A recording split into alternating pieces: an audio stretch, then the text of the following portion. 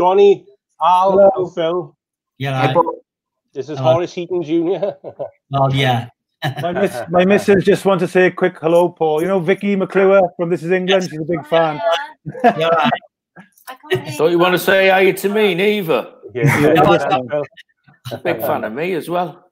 Hiya. You're a big fan of me as well, yeah. You're a big fan of him, so yeah. Yeah, of course you are. Nice one. Thank you. Celebrity Squares, Yeah. Hello, everybody else. Well, it's a pleasure to meet you virtually. I'll leave you to it. I don't know. Bye. Cheers. Yeah. Take care, Vic. Cheers. Yeah, she said the text. We were just saying to the boys that we haven't had much to talk about really lately, have we, you know? And today Facebook started banning skinheads, you know, including Neville Staples got banned from Facebook for being a racist. So, you know, that just about sums it up really, doesn't it, at the moment? Yeah. I'll go through the introductions. Lynn, are you started recording? Yeah, it started already, Ant. Yeah, I've seen that, Ant. It's in the corner. Okay, I'll start with the introduction, please. Apologies, because I haven't really done anything like this before. This is my first Zoom as well. I said apologies because I haven't got any box, because every John got the box tonight. Like, brilliant, right? Come on, sorry. He's not Paxman, is he? Huh? No. Right, here we go. Go on. Right. Good day, everyone, and welcome to Merthyr Rising Debates 2020. After years of live festival discussions, this is a break from the norm due to the ongoing situation we found ourselves in the last several months. We hope you enjoy the latest Merthyr Rising weekend of great music, top DJ sets, and a little bit of chat. So without further ado, we'll get on to the introductions. Joining myself, Tony Rivers, is my co-host and resident stato, the one and the only Mr. Al Worth. Welcome, Al. Good evening, boys. How are you all doing? Good, son, yeah. All right, yeah. Good. Our first guest, terrace obsessive, musician, actor, film director, and recently radio show presenter, but in between had the extremely rare experience of being on the board of directors at a rather large championship football club, which we'll delve into later. But in the meantime, welcome to Mr. Jonathan Jonny Owen. Good to meet you. Good to be here. Well done, Ant. Nice one, boys. I should have also mentioned John is a veteran of Merthyr Rising, and coincidentally, it's his hometown. Joining John, we have another friend of Merthyr Rising, author of Terrace cult classic Casuals and Pure New Wool, also a contributor who had regular publications of the seminal Boys Own fanzine and Face magazine, plus many others. Now a social rights activist and owner of a charity-based community cafe. Welcome to Phil Thornton. All right, mate. Good evening. And what can we say about our next guest? A first for us at Merthyr Rising, a legendary singer-songwriter, 4 decades at the top of the game, from the iconic House Martins to the beautiful South. Multi-award-winning, multi-selling artist, which has followed him from those bands to his critically acclaimed Millennium duet with Miss Jackie Abbott. After several years of recording and touring as a duo, the lockdown announcements of concerts in aid of and free for NHS staff and social care affiliates is another in a long line of selfless gestures from one of the most socially conscious minds in the music world. We'll discuss the plans for the forthcoming shows, but for now, we're thrilled to welcome Mr. Paul Heaton. Hello. Yeah, right. Evening, Paul. Hi, Paul. Right, first things first, boys. How's everyone doing? Hang on, Tony. You didn't give me a build-up like that. You spent 5 minutes on him. There's plenty more where that came from, Phil. It's my first time on. I was built up a bit more than everybody else. So yeah, there's probably a reason for that, but they know I love them. Anyway, how's everyone doing? Okay, yeah. Yeah, personally, I'm all right, yeah. I actually don't know anybody who's been, well, not anybody directly who's been ill, apart from, I know you said you were ill, Tony, a week or so ago. Yeah, I managed to get over it, thankfully, and my wife too, but yeah, fighting fit now. But it was, you know, it was anxious times, especially with having a son even though even though stats were for children, they're not really susceptible, thank God, touch wood. But yeah, we go over there, but unfortunately, a lot weren't as lucky as us. No. Yeah, it's been a crazy last 3 months. I'm sure we all agree, and we got plenty to talk about, boys, tonight. First things first, Paul. Sorry. Oh shit. Sorry. Really love to edit that out. Sorry. I'm not. Hey, Paul, during lockdown, you've become a popular quizmaster with hundreds of photos of other well-known faces you met along the way. Also, the many grounds you've attended. It's been a lot of fun, which has kept your followers occupied. How do you feel about what you've done there? Yeah, it became really popular. Well, first of all, I didn't realise I'd pestered that many people for a photograph. I was quite embarrassed because I thought I'll last a few rounds, and then I look back and I've got a history of pestering people. But right from the first time House Martins went on Top of the Pops, we thought, oh, it's not going to happen again. So we just went running, we thought it might be a one-hit wonder or whatever. So we went running around, the studio trying to get people's autographs and seeing that as a one-off event. And I think that's sort of how I've approached it ever since, is if I see somebody, I think, well, this ain't going to happen again. I better get a photo or the autograph or maybe speak to them or something like that. So it still remains, to me, an exciting part of the job. And I think people found it quite strange and quite endearing, I hope, the fact that I'd gone round and asked all these people, for a photo. Definitely, so I think that's what people enjoyed about it. Yeah. Brilliant, and it was before smartphones. Of course, like, so you had to go around with a proper old school camera. Yeah, there was a few ones on my old camera. Yeah, it's a lot easier now. Quite often I didn't have a camera. I'm trying to think if there was anybody I badly missed, but usually if there was somebody important enough, you could go running off to a shop and buy a crappy camera to take a photo. These people who were accessible, and obviously you had to be accessible to them. Now it seems important to you online that you make close contact with your followers, which is probably a rarity nowadays. In the celebrity type world, yeah. Yeah, it sort of is and it isn't. I mean, it's a weird one for me. I think there's since the lockdown, there's been a bit of falseness. Like I find there's been people going in front of the camera all the time, which I don't mind if communication is part of your job. But mine, I'm just putting photos up. Do you know what I mean? I've not done anything like this although I'm getting the sense that I might again now. I'm quite enjoying it. But I think I've always tried to communicate. I've always tried to sort of keep my feet on the ground. It's not always been easy, but I live quite a simple life, really. And so it's not. I don't have to hide anything from anybody. That everybody knows locally where my schools go, where my daughters go to school. There's nothing I hide from anybody, so it becomes less of an issue. I think if I lived in a house, or I deliberately built a house with a big wall outside it and cameras, etc., but I've never been like that, so I haven't suffered through fame at all, really. I've never really been in the papers for doing anything other than singing. Wonderful, brilliant, man. Among them photos, we've discussed this one before, but there was a small matter of a World Cup semi-final in Italia '90, where somehow there's been a viral photo. I've seen it go viral on Instagram, Facebook, where you are sat with Maradona 2 hours before the semi-final, and he's in his kit. What was the story there?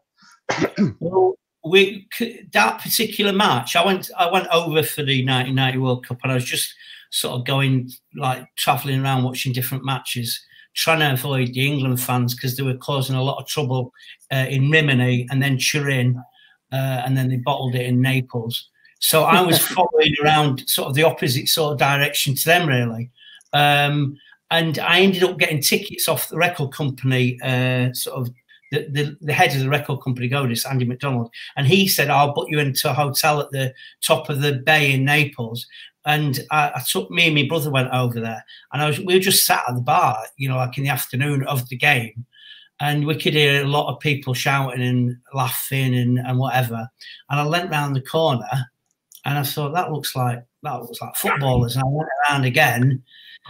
And I saw Caniggia, first of all, Claudio Caniggia, looking at me because he had the long hair at the time. And then I looked further, and then there was Maradona's back with his number 10 shirt on. And then gradually they all, you know, all appeared. So I didn't want to bother them because they were eating at the time. It must have been about 4 or 5, 3 or 4 in the afternoon, you know, before the game. But then when we went down to sort of catch our taxi or bus or whatever it was to the ground, he was coming out, and the whole of the sort of reception area and outside was filled with Napoli fans.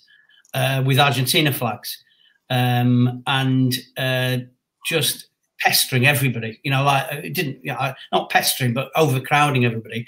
And Maradona sort of, he was in his flip-flops, believe it or not. This is about 3 hours before kickoff. He's in his flip-flops, his shorts. Anybody could have stood on his toe or whatever, done what they like. But he got a bit sick of it and just came over and sat near me. I said, right. Photograph. So I just asked him for a photograph, and off he went. But, yeah, that's what you call access all areas. Yeah, on a World Cup semi-final day. Yeah, why did he have his kit on? Why? Yeah, it's 4 hours before the match. He's got his kit on. I don't know. He had his actual shirt on. It must have been sort of some sort of lucky thing that he does, you know, before games. He didn't have he just had a pair of shorts and no socks, just flip-flops. So I don't know, maybe he just decided, I'll put my kit on, must be lucky. But they went through anyway. So it was interesting that night in Naples, because I'd say about 60% of the crowd was supporting Italy and 40% Argentina. But by the end, it all flipped over to stop, you know, because Argentina won on penalties. You didn't see a single Italian flag after the game, so they must have had both out of them. Has everybody seen the documentary? Because of they obviously they touch upon the semi-final, how tense it was because it was in Naples, and you know, he was part of knocking them out. So did you know? Obviously, you noticed that tension at the time, yeah. Yeah, I mean, like he you know, made what some people considered inflammatory comments about Naples. You know, he'd said that, you know, Napoli was always treated badly by the rest of Italy, you know, so people should be supporting Argentina. But I don't know about tension. It was sort of like, it was a bit of tension, but also like people had two sides, because you know, their god was Maradona, but their country was Italy, so they were sort of, they could win either way, really. And it was a great game to watch. It wasn't a great game, but I was just watching Ricardo Ferri follow Diego Maradona around all game, and he ran him into the ground. But yeah, it was good technically, but it wasn't a fantastic game. Thanks, Paul. We'll talk about Italy later and your love of the country, which has been prevalent through your career. John, evening. Evening. How's it going, Ant? All right? Congratulations on the new show, mate. You hit the ground running there. Cheers, mate. Thanks. And hat off for going in early on the 3 Stripes. Yeah, I thought, you know. Do you enjoy the show on Sunday? It's good. It's the most popular day they've ever had on social media. I told him it would be. I said, if you do trainers, it'll go mad. Yeah. And they were a bit like, really? And I was like, yeah, just watch. And then they were like, oh my God, we had 4,000 texts in the first 20 minutes about Adidas trainers, Adidas, whatever you want to call it. So I was like, yeah, this is kind of like a part of the world that they don't realize exists in a lot of respects. Do you know what I mean? So it's a bit like, it's quite nice when you can let them know. Like you mentioned, obviously Merthyr was Adidas town and not Adidas. I don't know where Adidas comes in. I don't know where Adidas come from. The border, like, is but yeah, it was a cracking show, and Gary Aspden, he always comes across well, yeah. Yeah, he's good. I mean, obviously, he was one of the guys behind the Spezial range, wasn't he? So, you know, he's kind of got a great story to tell about that. And a very similar thing, you know, he went to Adidas, who were obsessed with, quite rightly as well, the basketball and the hip-hop market. And they just saw that's what it was from Germany. And then he told them about this whole culture that existed in Britain, you know, boys on the terraces from Liverpool and Manchester and those areas, especially in the late 70s. And they were kind of like, all right. And they kind of let him run with it. And then they were amazed then by the response that it had. You know what I mean? So it was just like, it was a part of the culture I don't think they even realized existed in Adidas itself. But you know, like we showed on Sunday with the show, it was amazing how many people sort of text in about it and all the rest of it. And people talking about New Balance and Diadora, all that kind of stuff, and Puma, Roma. There's loads of things really. You know, everybody sort of saying about their trainers. My favorite bit was this guy sort of people were talking about, you know, the different types you get. But he said it was the smell when I was a kid of new trainers, and I was like, yes, the smell, of course. The glue. The gluey smell on the new. And apparently our smell is the thing that's most connected to our memories, isn't it? In our brain. That's why if you smell something, you're instantly back somewhere. And it was when he said that. I love that when somebody tells you something and you kind of go, yes, I forgot about that. It was a store, Town Sports and Leisure in Mountain Ash. You had a similar store, Merthyr. What was Crown Sports?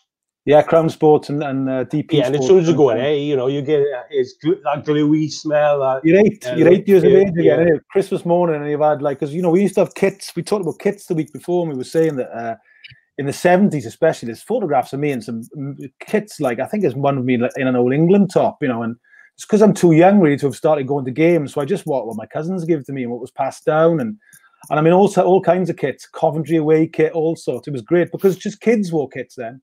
And we spoke about Italy. I had the Chelsea Le Coq Sportif. With the double. It was a crew neck plus a V neck, wasn't it? And our range they did about 84. 84. I remember in the mid 70s, one for Andy actually. My older brother was a Man United fan, and this was the time because Mickey Thomas went there from Wrexham, so he became a Man United fan. And just because I was his younger brother, only for like 2 years, I was like, well, I'll be a Man City fan then, more just to wind him up. So those are the days when you bought the badges and you bought the colour top from the market, my mother. So obviously my father had gone to it. One is red and one is blue with a white neck. And then you buy the two badges. But bless her, she bought Everton blue colour and sewn a Man City badge on it. So for Christmas morning, I put this top on and I'm like, Mom, it's the wrong colour blue. And she's like, well, I don't know. Your dad said.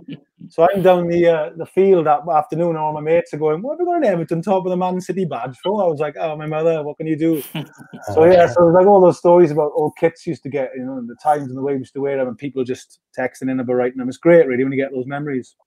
Hey, speaking of kits, I know Ross Williams has said to you that we've got to send you a Mountain Ash Town top to wear. Yeah, I'm going to do that.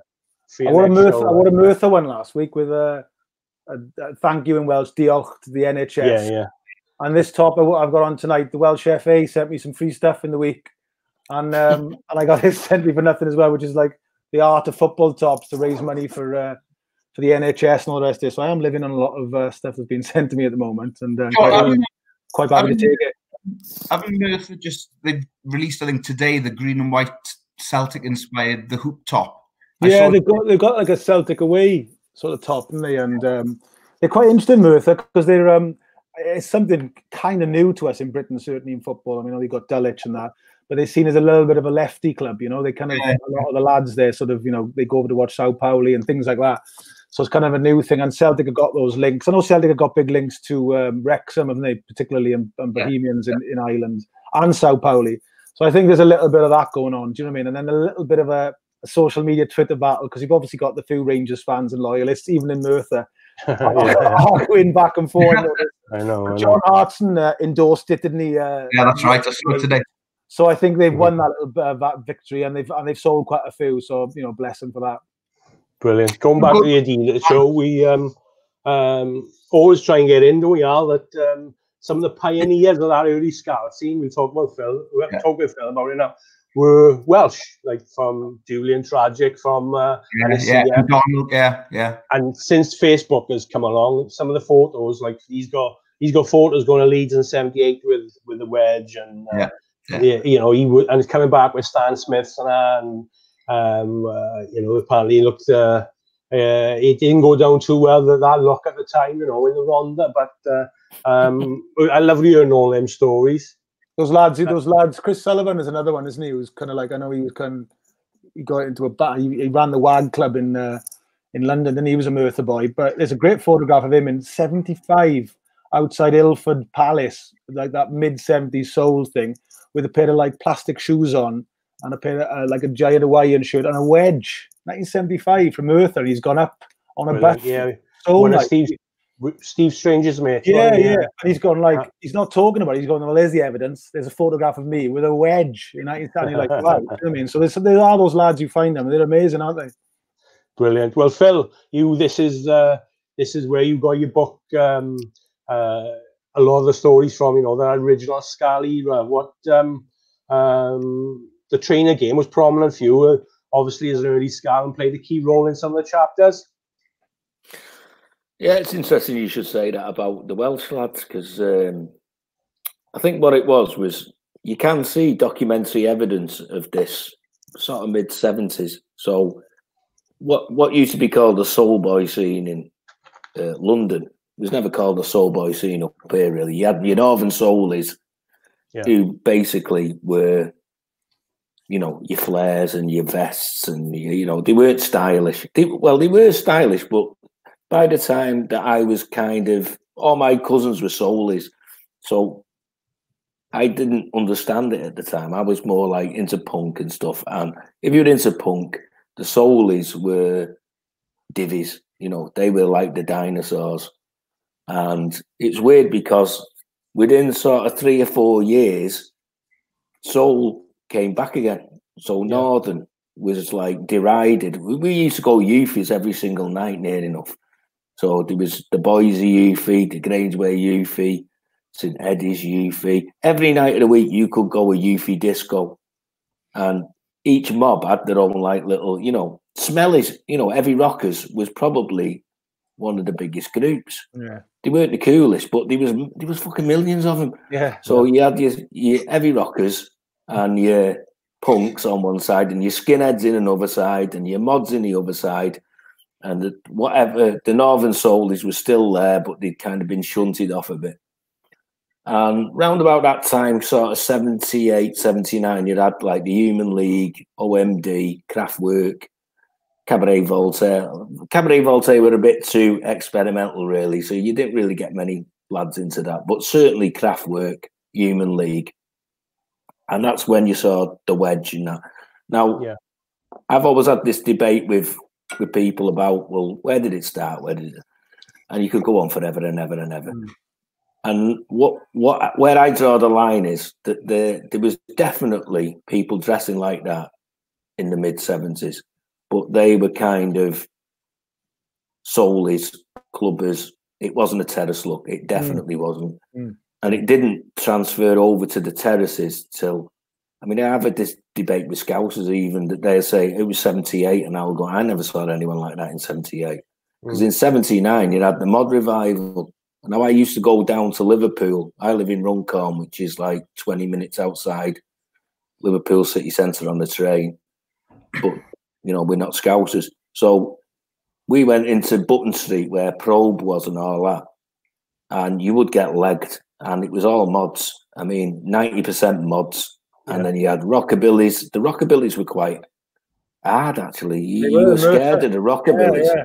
Yeah. Then you had Sham Army types who were total bald head, yellow laces in the parachute boots and that. They looked bad. You didn't want to mess with them. But it was like that. At that time, you had all these different subcultures. Yeah. And then within 4 or 5 months of 79 going into 80, bang, it had gone. Everyone was a scally. And I think that is more a Liverpool thing where it's like someone gets on it and then everyone gets on it. And it's been like that ever since, I think. It's an interesting piece. The guy, J. Allen, the Aberdeen book. Oh, yeah, Bloody Casuals, Yeah, one of the originals. And I think when Aberdeen went to Anfield in 80, and Aberdeen was still, skins and, like as you say, that first mod revival and punks, and they're looking over to the Kemlyn and Liverpool. It was a full stand of the original dressers, really. that's what brought it back into Scotland, you know, and he happily admitted that, you know. Same in Wales, because so many boys in Wales, the second team, were pretty much always Liverpool and Manchester United, usually, because they were so successful, and Cardiff were rattling around the lower leagues, weren't they? So everybody had a team in the first division in them days, you know, a lot of lads. And loads of lads would bring it back from Manchester and Liverpool. That was where they first... And there's a great photograph of Cardiff in '83, I think, playing Portsmouth. And they're in Fratton Park. And the whole end has got, like, Pringle jumpers on and all the rest of it. Do you remember? Yeah, yeah. And they're dressed. And somebody was saying that even that time when Chelsea were coming down all dressed like Suggs, and Cardiff were all sort of with wedges and that, you know what I mean? And that's 83. Do you know what I mean? So it travelled out very quickly. There's a great bit in the Steve Cowan's book about the BBC, and they were saying that they all had little tashes. Have you seen the photographs? They've all got wedges. They've all got little tashes as well. It was little idiosyncrasies in the regions as well with the look that developed out of Liverpool and Manchester, which I thought was fascinating. Oh, definitely. When you mentioned Cardiff there, it was in the early days. It was boys going to Liverpool, Villa, Tottenham. It was about eight or nine in Ely lads, Cardiff lads, who would turn out for Cardiff, wouldn't they, on the big games?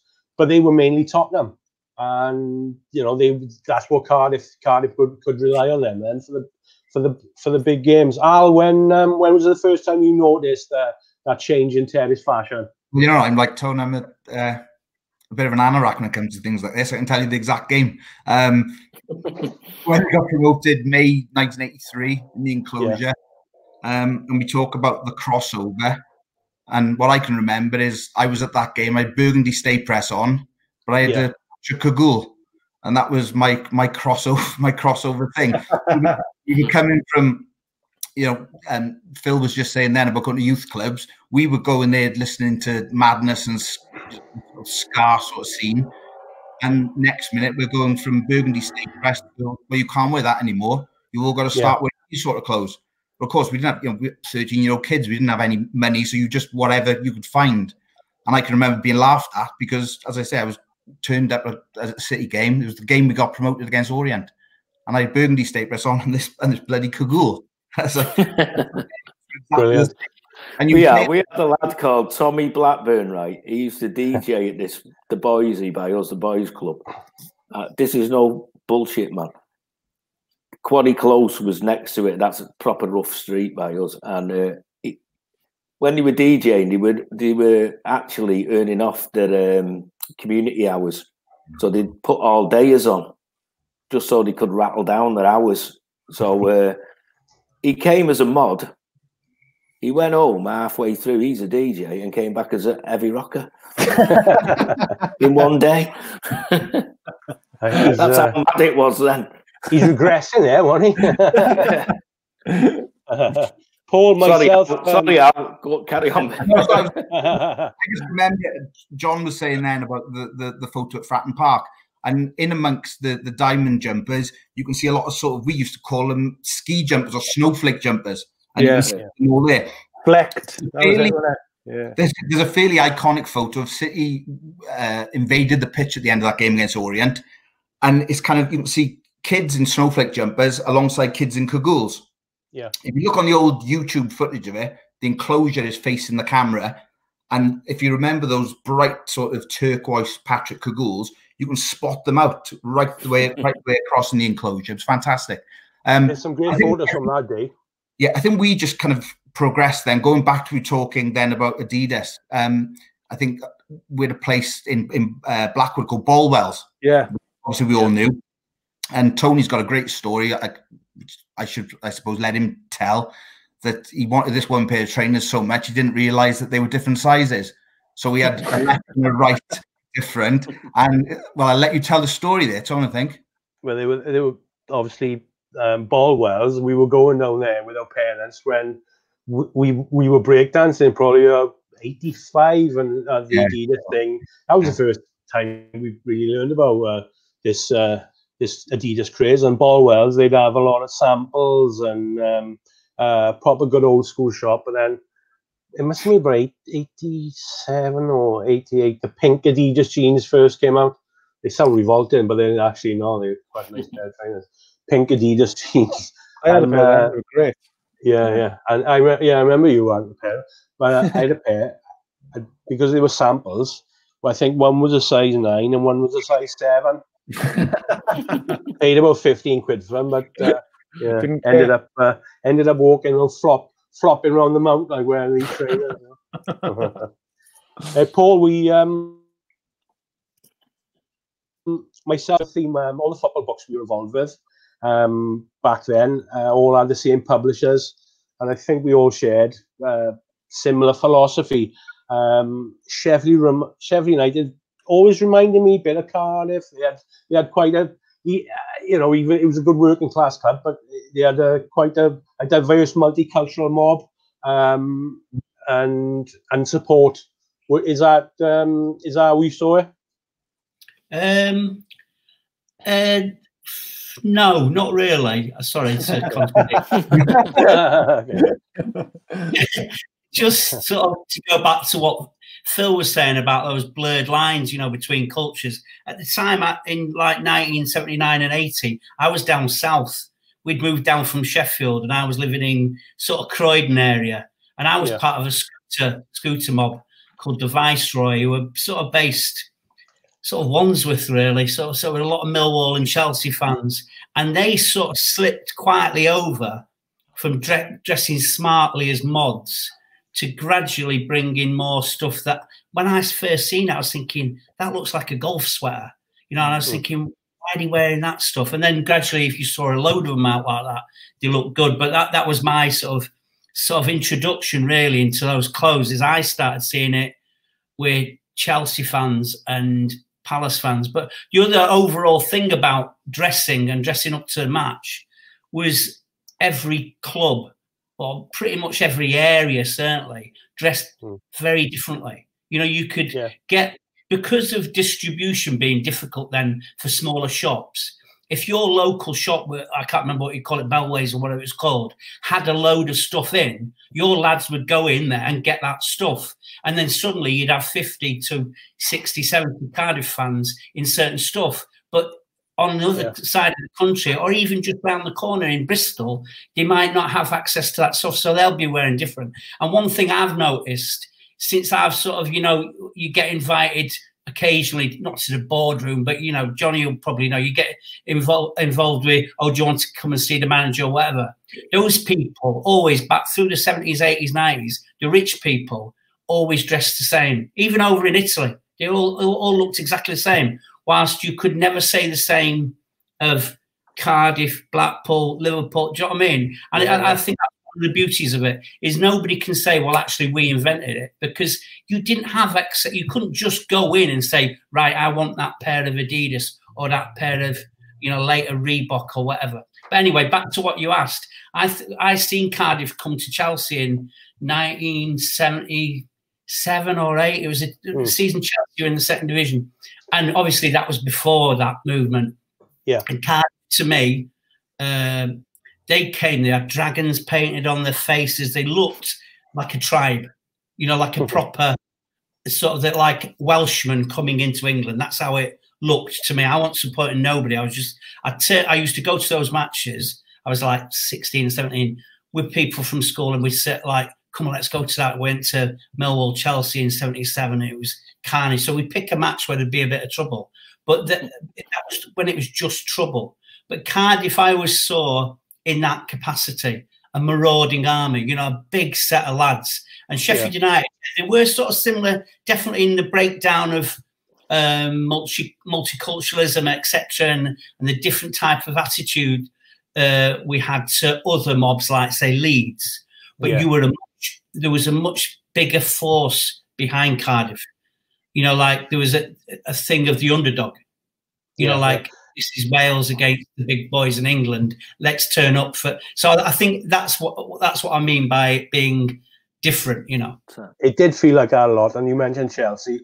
There was a lot of back and forth with Chelsea over the years, which culminated in it must be about 10 years ago now, and it's flown. But there was a FA Cup tie, and there was like 100 nicked for daft things. But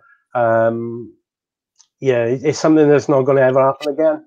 But there's been one that day. Chelsea are all wearing Hackett tops, which is a real London thing. But they look much different to Tottenham fans. They've not got white trainers like Tottenham where they've got people wearing Timberland and, you know, like what you used to call Chelsea boots, you know, like almost like a hush puppy thing. Still does it feel soft when you get it cracked around your head like I've had it. But, oh, that's a nice hush puppy. Yeah. Right, there's we'll go on now to a question for everyone. We've seen the news during lockdown of Paul and Jackie's wonderful gesture of free nationwide shows to the NHS and affiliates. Obviously, during lockdown, the NHS have been put on a pedestal by people who possibly voted against the health services betting interests. Now the NHS is back in the mainstream. Can it stay there? Can he stay where? In the mainstream now, you know, because no, come on, because it's already happened, hasn't it? Last week we had this diktat: "Thou shalt not clap for the NHS anymore." I was like, hang on, who the fuck gives these orders out? You know what I mean? It was a spontaneous thing. It wasn't like someone said, right, now you can all clap for the NHS. Okay, now we're ending it. It's over. Now, it's like we had 10 years of you know, austerity, and obviously the health service was a part of that. But now, the last couple of months, we've seen a remarkable turnaround in the public viewing. Yeah, I just want to say this, Tom, because my ma died at Christmas, just before Christmas, right? And my dad was rushed in. They were both rushed in at the same time to Warrington Hospital. And my ma was in one room, my dad was in the other. We had to get gowned up, face mask, gloves, gown, to see me dad. Take it off, put another load of gowns, face masks, gloves, to see me ma. Come out again. If you want to see me dad again, same sketch, right? Me ma didn't survive it. Me dad did, just about. And they had COVID symptoms. Now, I'm not a conspiracy theorist. All I'm saying is I went to about 8 to 10 funerals in December and January for people who died in bed a lot of the times as well. My next door neighbour. And I'm like, hang on, what's going on here? Everyone's dying of this mystery flu, and that's what it was put down to on her death certificate. Pneumonia with underlying, she had COPD because she used to smoke 40 Park Drive every day when we were kids, like, you know what I mean? So I know, I'm not saying it is, but I bet if my dad had an antibody test now, he'd test positive. So I think it was here a lot earlier. Now, then you have to ask questions about, well, if it was here earlier, either it didn't come from China, which wouldn't suit a lot of people's purposes without getting all conspiratorial again, or people knew what it was, but they weren't saying. Now, we were told it was a mystery form of flu. That's what they were saying to us at the hospital. And all I'm saying on that really is that what we've seen over the past 6 months, really, but certainly since March, I've got a community cafe and we had to shut down the last week in March. So we've had no money coming in, but that's not the issue. I'm just saying, if we've counting the deaths from March, I think we need to go further back than that and say, well, if there's a difference between the death rate, the usual death rate in January, February, or even December and January, what is the difference? And I don't think we'll ever get the answer because, you know, sorry you know to you what like. happened. Sorry to you what happened to your family, Phil. We spoke about this before, but you have mentioned there, haven't you, that you were suspicious that it was originally COVID. All I'm saying is it was exactly the same symptoms, you know, exactly the same symptoms. So, and we were told it was a weird sort of flu that they hadn't seen before. So that's all. That was. Now, I'm not saying they're lying. It probably was, but I'm just saying that maybe that was the sort of lead up to it. Anyway, where were we? Football. Sanchez. was going to say, anecdotally, quite a few of us, I think, have spoken to people subsequently who've reported exactly the same thing since before Christmas. The amount of people you speak to say, "Oh, I know so-and-so used to work with me who'd been in bed for 2 weeks before Christmas." And the more people you speak to, the more people have come out and said exactly the same thing. Yeah. I don't know the answers to that, but I think, you know, as I say, anecdotally, it seems to be coming out more and more and more now. But to return to what you were saying, Sonny, on the NHS, is that I made a point at the funeral saying how much I appreciated it now. Yeah. Because she was treated really well. And if you remember, just before Christmas, we had the election. And that was the turning point for me, was that you either decide one way or the other. By us, somebody had sprayed on the place where I used to work, actually. Fuck Boris, save the NHS. Right, that's what it boiled down to me. Fuck Boris, save the NHS. And people decided to fuck the NHS. And for whatever reason, and we can go into a lot of detail over the psychology and the motivation of people for voting on a Brexit ticket or whatever. But that was the choice that people were faced with. So it's no good for people now going, I love the NHS, I love the NHS. Well, don't vote Tory then. You know what I mean? Because they've run it down for too long. I agree. Unbelievable time. People will hark back. Sorry, people will hark back to the PFI and you know, what New Labour did and that. But we had 10 years of Tories then, and we were, you know, we ran into the ground. And the night after the election, I met Al. Our friend had a house music night in Pontypridd, and you know, it was a very sober affair, wasn't it? The night after the election. No, it was. Yeah, it was. I mean, in tears, a lot of us were. But we move on. Can I just say something? I think, first of all, sorry for your loss, Phil. Sounds like a tragic time, especially around sort of Christmas and New Year. But what I think, if I can say something positive about it, is if this virus had happened before the election, it might have been a different election result. So what I would say is their attempt to roll back the NHS has been put off by potentially, you know, as long as the virus and the great work the NHS have done is in their memory. We all know that people's memories are very easily altered by, you know, different press articles and different people going on television. But I do think if it's achieved one small thing, it's put off the selling of the NHS, at least in front of our eyes, you know, and made it more difficult for you know, a period of time. I was going to say something positive as well. I seen something yesterday. Somebody that works in the NHS saying that they're inundated with people wanting to work for them. He said it's the most we've ever known it, which I think is something that people have seen it. Well, that's a professional or something I want to go into. I just want to echo something that Phil said. And again, Phil, I'm sorry to hear about your loss. My dad died about 2 or 3 years ago, and my dad was like my auntie's family, very, very common in South Wales. He'd worked underground, and he was a union man, and he passed away. And his hero was Naib Evan. He used to call him.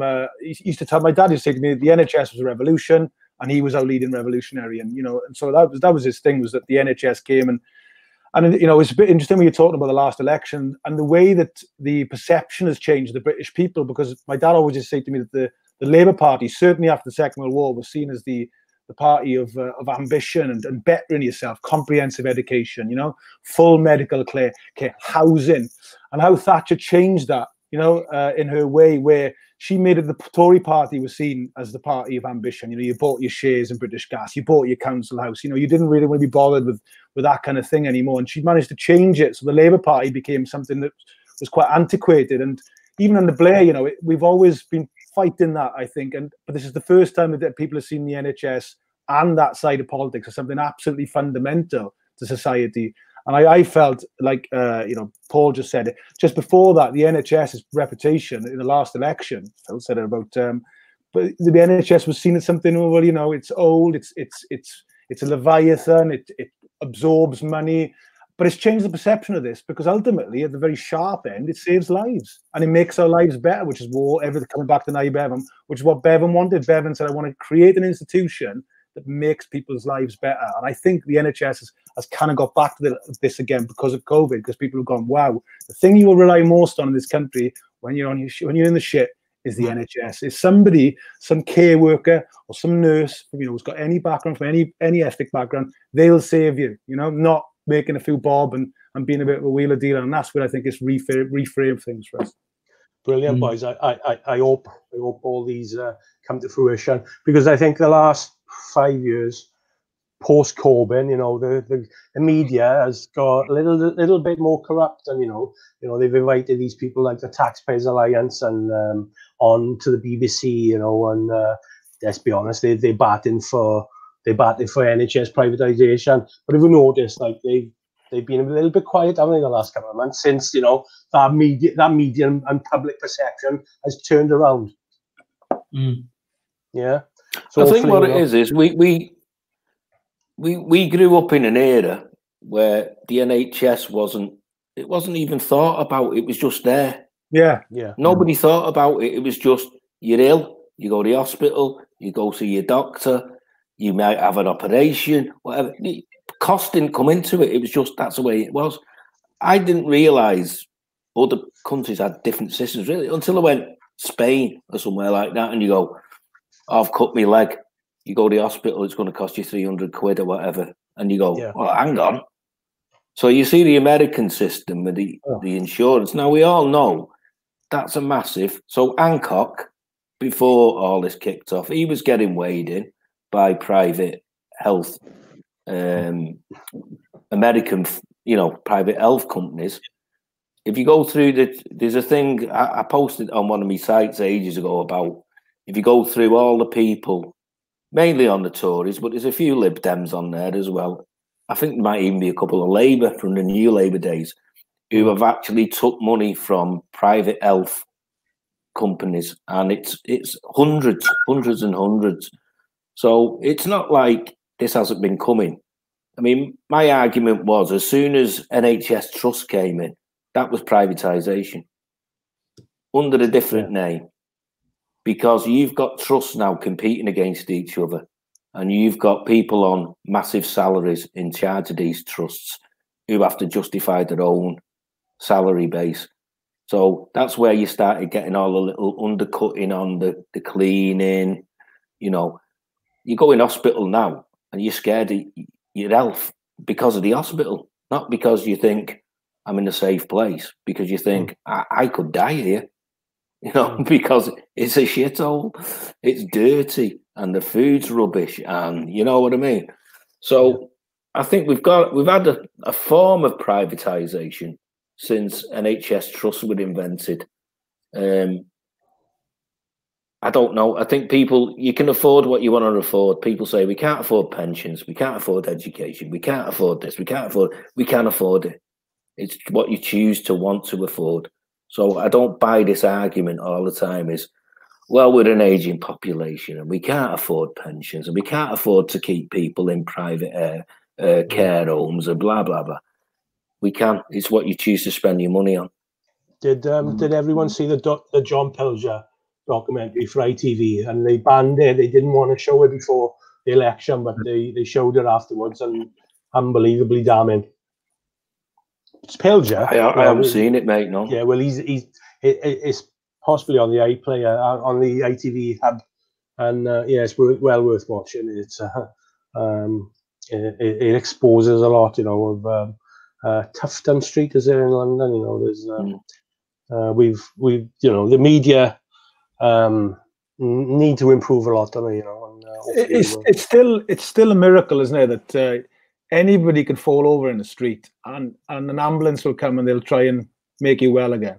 It's still, and this is the thing, I think it's still such a young thing. That's the problem. This is only 60, 70 years old. And before that, nothing like that existed. And maybe, we all sort of took it for granted a bit, like you said, and allowed this to happen. And maybe, like I said, this can sort of reframe it for us all, really, and say, well, we've got to make sure that this is this whole thing. And like you just said, Phil, is like the idea that we can't afford thing, and then suddenly there was a magic money tree being talked about a year ago, and then a year later they're talking about £300 billion they've found to furlough everybody. There's the idea that, you know, a country, you know, hasn't got money or has got money, it's just a numbers game, you know, and that they play and they try to baffle you with it, and you know, it's a classic accountants thing. You know, they say to you, oh, you can't do that, you've got to send an S264 form in, and you've got to double back, and I'm like, I'm gone straight away. I'm like, I don't know what you're on about, mate. Do you know what I mean? But they just bamboozle us all with that.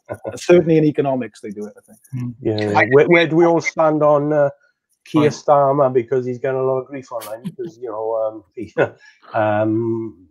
he's gone underground a little bit, only since these crises. Where do we stand, Phil? Well, yeah. I was I was in the Labour Party, and I left it for 20 years when Blair took over. Then I joined again when Corbyn took over. And the Labour Party, for me, hasn't been a Labour Party until the Corbyn era. And totally now agree. Starmer's in charge. To be honest, I was a bit... I don't want to leave just because of him. Yeah. But then I remember he was on... Was it Andrew Marr or one of the... He'd only just been elected, and he said, what's your priority? And it was, we need to regain trust with the Jewish community. And at that point, I thought, if that's your priority, then I'm gone. Not that I don't want to be part and encourage people from the Jewish community, but it was just feeding into this whole anti-Semitism bullshit. Yeah. Yeah, so I thought, right, I can't sit here and be part of this anymore. So I left. And people then go, I don't know, because we've been through it all before. Do you know what I mean? We're old enough now to go, hang on, this happened with Michael Foot. Yeah. You know, I remember when Callaghan was Prime Minister, just about, because my dad was a docker. He was on strike. He had the winter of discontent. And let's face it, people say the winter of discontent was the unions had too much power. It wasn't. It was because the unions didn't have enough power. Yeah. And they put the pay freeze on. So another case of the Labour Party fucking over the working class, basically. We're going to freeze your pay. So everyone goes out on strike, and then it's a winter of discontent. The Tories get in for nearly enough 20 years. So I can't be arsed with it, going through it all again. You know what I mean? It's like, I can see if I'm saying rationally as a strategist, you're going, right, Corbyn, put off too many people. Now, we can blame that on the media, and it was the media, 90%. But they'll say, right, Keir, I've heard it myself. He's because he looks the part. Yeah. He's got the nice little flicky hair, and he's got the nice suit, and he talks in his QC riddles, and people go, ooh, he's a bit impressive, isn't he? He's a bit of a looker. I might give him my vote. Yeah. But what's it for? So people go, would you rather be in a protest party? I'll go, yeah, I would. I'd rather be in a party with 100 people who want to change something than a party with 100,000 people who just want to carry on going through the same middle ground bullshit again and not change anything. So that's my opinion. I think he's playing the long game. He's playing the don't scare the horses. Let's get back all the people that we need to reconnect with. And then don't interrupt them when they make a mistake. Well, let's hope that the Tory party fall apart again. And then when there's an election, people will see me as a safe pair of hands. But then what is it? You know, you got power, but for what? To change what? You know what I mean? Power for its own sake is, say, middle management. And we don't need middle managers. We need people who are going to say, right, this whole thing needs changing. And Corbyn offered that opportunity. People didn't want it. Fair enough. Yeah. Let's live with the consequences then. Good points. Thanks, lads. We'll move on to something. Sorry, I dominated that discussion, didn't I? Anyone else want to say? Hey, Phil, we enjoyed every word, mate. Let's move on now. All right. No, we'll move on to the beautiful game. How was it handled the crisis, both collectively and individually? John, I want to start with you because I've stood on the terraces with you for decades. We've seen it all. You went from Pendarren Park and Indian Park to the boardroom of one of the biggest clubs in England. Tell us about that experience and the pressure that came with it, because I know there was a lot of added pressure, and how are clubs like that like Forest and Cardiff are dealing with it. Yeah, I mean, it's interesting that the Premier League is obviously it's cash rich because of television, so it's not a major part of their income. The Championship becomes different because it does rely on match day income. But the Championship is a fascinating division. I don't know if you know this, but I think every one of the owners of Championship clubs are now billionaires, not even millionaires. I think it's only Preston, and I think he's worth 700 million. I think he's the Moonpig guy or something like that. So they're all very rich clubs owned by very rich men. But the Championship's a really strange one because they're all desperate to get in the Premier League, and they're spending money. And as an economic model, the Championship doesn't work. You know, I'll say that if you want to talk about basic economics and capitalism, they spend much more money than they bring in. So this has obviously sharply brought that into focus, really, and they rely in a lot of clubs on benevolent owners, just keeping them going. That's what they do in the Championship. I do feel that Hancock threw football under a bus. It's a really easy thing for him to say. Suddenly, there was BA with 8,000 people furloughed and all kinds of people like Branson, talking about needing money. And then he said that footballers need to donate, and it was like, well, why just them of all the millionaires in the country? Why do you pick on the working class lads who have kind of become millionaires? That was his tact. And then when he was asked, would he like to ever donate part of his money? He said, quite famously now, "Oh no, I deserve every penny that I'm making at the moment." Extraordinary thing to say. And I thought myself, well, football is a bit of an easy thing to kick at the moment. In that sense. The first thing they do, everybody goes, "Well, a footballer earns this, and a nurse earns that." That's what they say, and there's a lot to be said to that. But there's a lot of other counter arguments as well. We all know it's one of the most difficult things you can ever do is become a professional footballer. They are superhuman in their skills and all the rest of it. I fancy myself as a bit of a footballer. I played a Merthyr at schools level, and then when you start playing somebody half decent, it's extraordinary. They are incredibly, and they go at it for years and they become professional footballers. So it's not an easy thing to do to become a professional footballer. And the system that we lived under, or wherever it is, right or wrong, they were earning a lot of money because English football is sold for a lot of money around the world. So they were earning a lot of money because of it. So there's this weird thing then that grew up where football was kind of seen, always held up as the thing that you could have most slag off with. As we all know, the whole system really needed looking at. But yeah, listen. As far as the football club's concerned, they rely on the owner. They pay for it sort of month to month. The Premier League, like saying, is okay. I mean, Paul's team, Sheffield United, there's a great example of a club and a team who've done it really well, actually, with a good manager who took them up, stayed patient with him. They give him a good run in the Championship and then ended up in the Premier League. Manchester United, Phil will have his view on them. That's a club that Marcus Rashford, for argument's sake. I mean, I've read quite a few things about him recently. He's donated an extraordinary amount of money to the local community.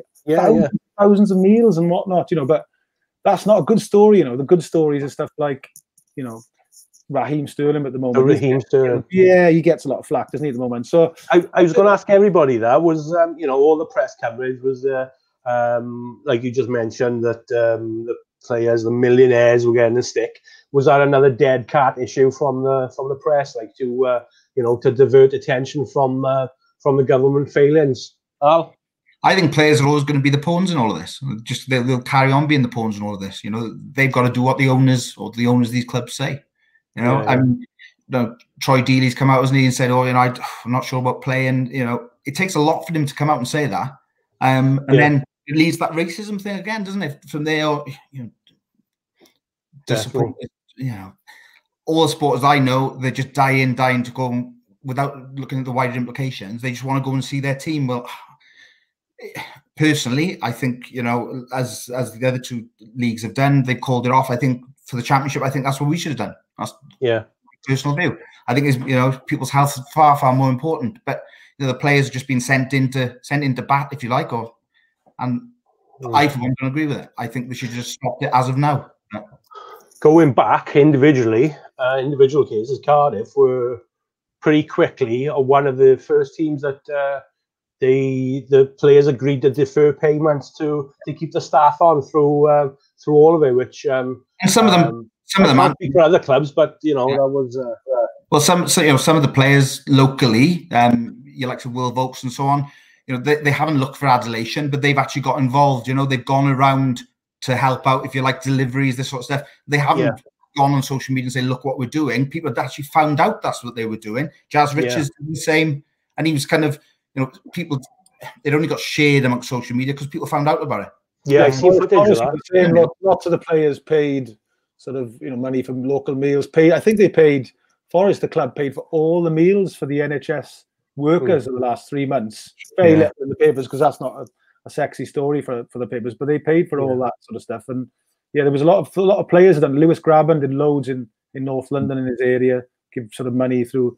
I think the distinction being made, though, we were talking earlier before we came on here, we were talking about, you know, League One, for example, you know, calling off the season. The distinction with the Championship, like you were saying, John, I mean, you know, billionaire owners, billionaire foreign owners, money's talking, and they want to return the money. And you know, it doesn't suit their agenda to call this off now. No, I think the financial carrot of the Premier League is so strong. This always shocks people when I tell them this. They go, "No, I was there. The weekend the football was called off. The government didn't make that decision. Football did it. Mikel Arteta caught it, right? So on the Thursday, we were playing Sheffield Wednesday, and I'm going, are we still going? And the club are all going, I don't know. And so they went back to the government and Public Health England, and they said, yeah, play. Because they just had Cheltenham first. And football, fair play, football went, well, we better knock this on the air this weekend because we just don't think with the way this is gaining so much momentum in this country, this whole COVID thing. So they called it off, not the government. Football said, no. And then the following week, the government went, yeah, we better start not. Because they still had this herd immunity thing that they were peddling, you know. And well, going back then, I think the Atletico Madrid's been allowed to go to Anfield. It was all that kind of stuff going on. Sorry, my thing about the players themselves is like they've always, well, certainly recently, they've got the market rate. There is that much money, or there was that much money in the pot that the most expensive players were the reason the stadiums were filled. And also the reason that Sky could sell them package so much. So they only ever got the market rate. And in fact, if you look at the wages, the very best players get the very best wages, roughly. That's what happens. But the problem at Sheffield United, for example, is the market dropped out. There was no live television and there was no people either coming into the ground. So suddenly the footballers were put in a very difficult position, and that was multiplied by somebody like Matt Hancock, who obviously it's a class issue with him. For him, every footballer looks like that kid who I think they called him King of the Chavs. Do you remember the lad who won the lottery in North? Every footballer looks like him, somebody who's just got lucky, when we all know anybody who's had any experience of playing against footballers, they give up the lot. I mean, I'm a friend of Wes Brown's, and he didn't have any social life from the age of 12 till sort of round about now, really. Never allowed out drinking. The club totally closed it. It was his life. Do you know what I mean? So they do give a lot of their life to just purely keeping fit, etc., etc. They do get the market rate. And last of all, Matt Hancock never turned around to Coldplay or Radiohead or myself or anybody and said, oh, you pop stars get paid too much. And there's a reason for that. Is footballers will always, they're the ones who sweat on the pitch and they're earning too much in their eyes, and they're hated. They as a group of workers, they're the most hated group, I'd say, apart from maybe Phil will know somebody, the press campaigns against people like Liverpool Dockers and the miners, etc.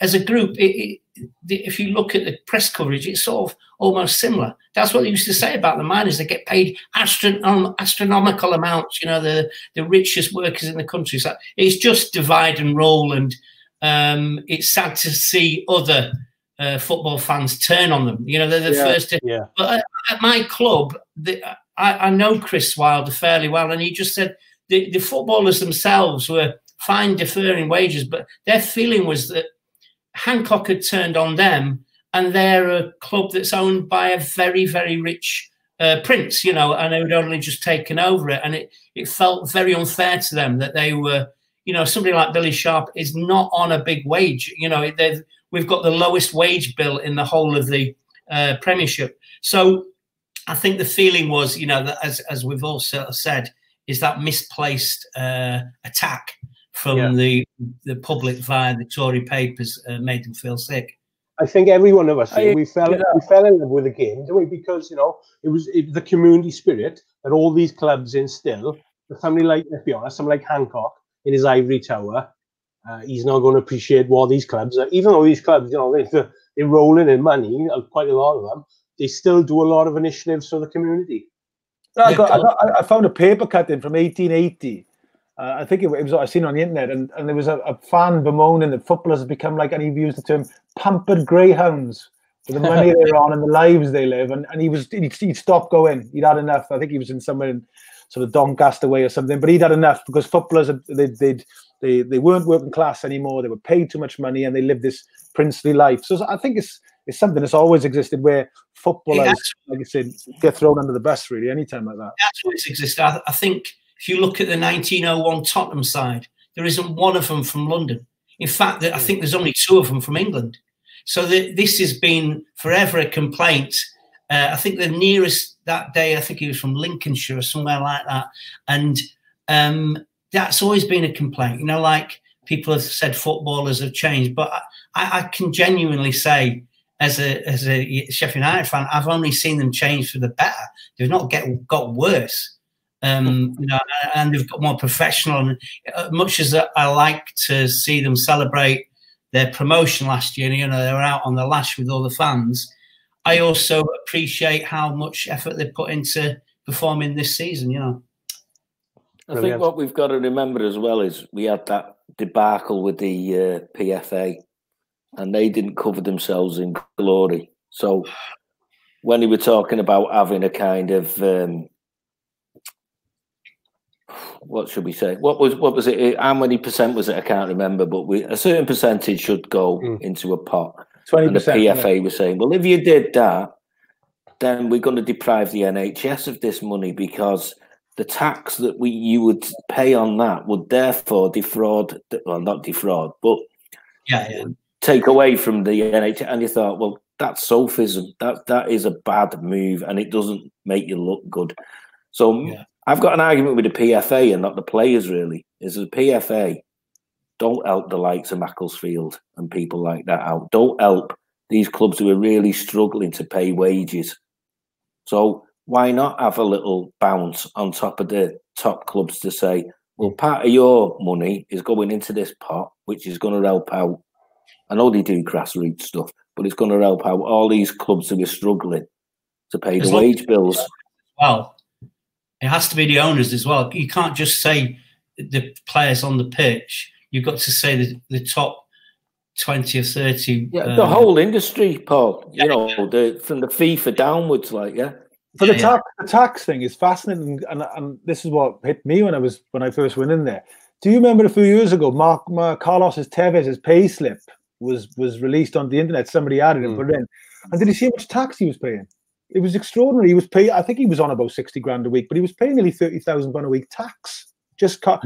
And so few people picked up on it. And it is one of those things where a lot of footballers, quite rightly said, they pay top-end tax on their wages, and a lot of that goes into the system. It's a big amount. Do you know what I mean? But nobody ever mentions that, and I didn't realise until I was in. I kind of went, and that was the whole thing with what happened in Spain, wasn't it? They were only getting paid like £1,000 a week, and then they were keeping their image rights and all that. That's why the massive tax problems.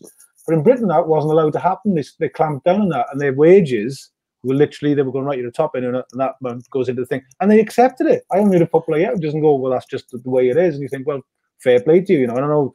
You know, people would say to me, oh, well, they can afford it and the rest of it, but they still a lot of them, Jonathan,